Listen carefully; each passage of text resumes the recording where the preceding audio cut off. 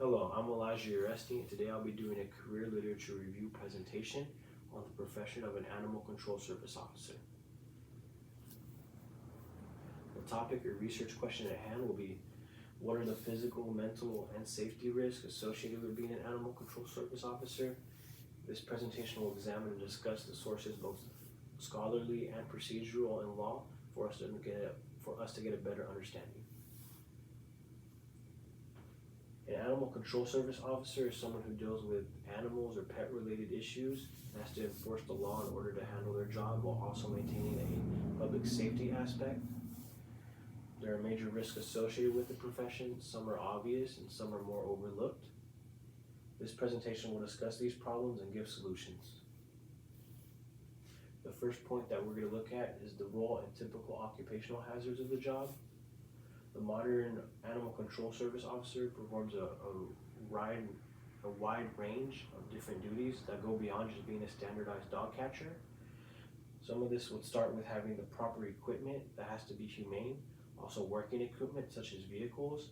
Also having a standardized uniform will also help with building camaraderie, while also letting the community know who you are or what your role is with your services. Because animal control service officers have to work long hours and sometimes can be in high stress situations, there is burnout associated with the position. This is why it's important that animal control service officers are compensated well. Some of this compensation goes beyond just getting paid a decent salary, but can also go into having the right benefits, also having comp pay and paid time off. This could also help treat burnout by also being a motivating factor for the officers. The second point that we're going to look at is maintaining via training. There are very many procedurals, some highlighted here in the Texas Health and Safety Human Services Handbook, that create a great foundation for how you should be trained properly to carry out your duties proficiently.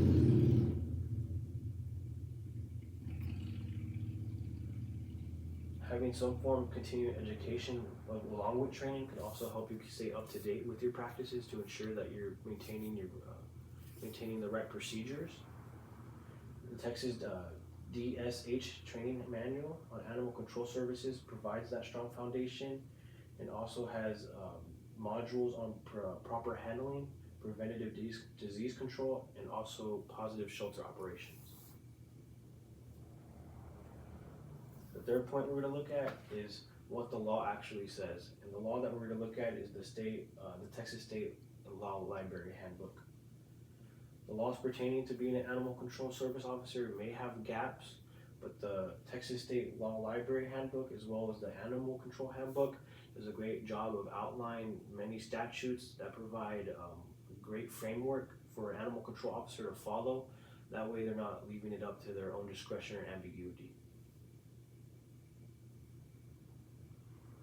Some of these would include detailed statutory reporting that references cruelty, restraint of dangerous animals, and can outline the Class A to C misdemeanors that an animal control officer can use in order to enforce. Additional laws, as well as recertification or re-registration, can also go a long way in making sure the officer is up to date on following all these procedures and statutes. The fourth point we're going to look at is trying to outweigh the pros versus the cons. Now, the animal control service officer does face a challenging position, but it is also because of that, it is a fast-growing field. So that means that there's a lot of entry-level jobs that are up for position, and that also means once you get in, there's also jobs in the higher-up positions that can also be managerial. Those are also open so that people that don't have a lot of experience can get into this profession and then also move up into the ranks. While doing this, they're also providing a service to the community, which saving animals is great, but almost being a hero to your community also could be give you a sense of pride, something that you could enjoy and be satisfied with. The fifth point that we're going to look at is bettering the public perspective. Sometimes the role of an animal control service officer can be looked at negatively because They have to, of course, enforce with sanitation sometimes. They also have to impound animals, and sometimes that can lead to the euthanization of animals, which is in some ways frowned upon, but is essential to the duty of the Animal Control Service officer. Some ways to mitigate this or to change that public perception to be more positive would be having more community engagement.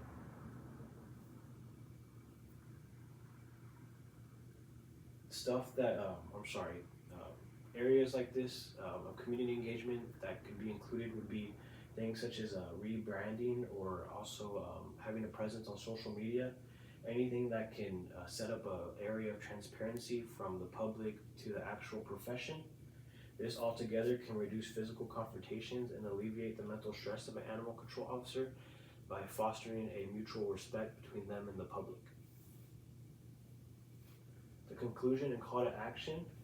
The research presented points out many ways that we could fix the safety risk associated with the animal control officer.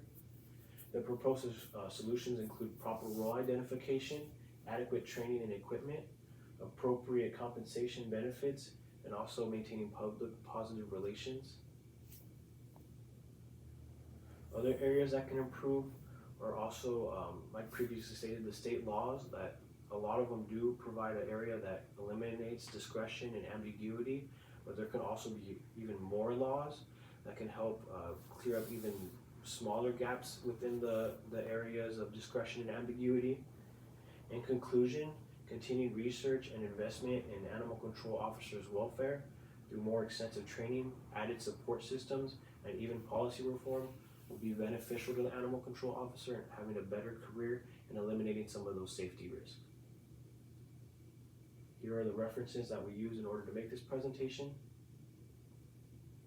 Thank you so much.